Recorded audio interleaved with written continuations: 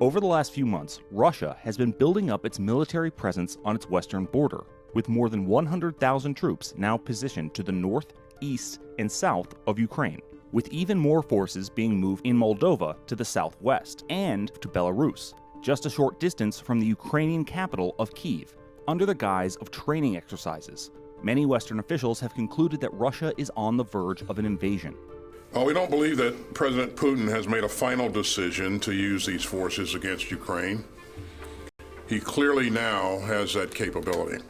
Russia's end goal isn't exactly clear, but this wouldn't be the first time they've moved into Ukraine in recent history. Back in 2014, Russian forces invaded, occupied, and annexed the southern Ukrainian region of Crimea. Pro-Russian forces also partially seized the eastern provinces of Donetsk and Luhansk. And Ukrainian and separatist forces have fought a grinding war of attrition ever since.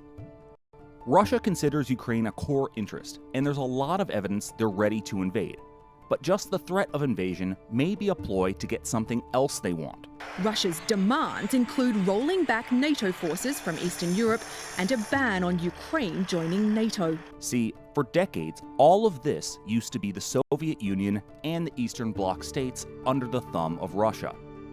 But at the end of the Cold War, former Soviet and Eastern Bloc states gained their independence from what would be called the Russian Federation. East Germany rejoined the West and became part of NATO, a multilateral military alliance that includes the United States and was founded on the principle of collective security, that an attack on one member is an attack on all members.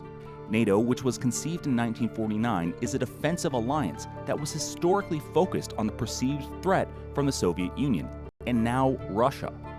Over time, some of the former Soviet republics and Eastern Bloc countries also joined the alliance, with Ukraine and Georgia on the pathway to NATO membership in the future, though many experts believe this process could take decades and may never occur. For Russia, having the NATO alliance extend that far east into territory it considers core to its interests is a troubling prospect. And that's one of the reasons behind their recent buildup along the Ukrainian border. In addition to other interests Russia may have in Ukraine, they are deeply opposed to more Western influence there. Whether or not Russia undertakes another invasion of Ukraine, their recent actions underline the lengths they may go to keep Ukraine in their orbit.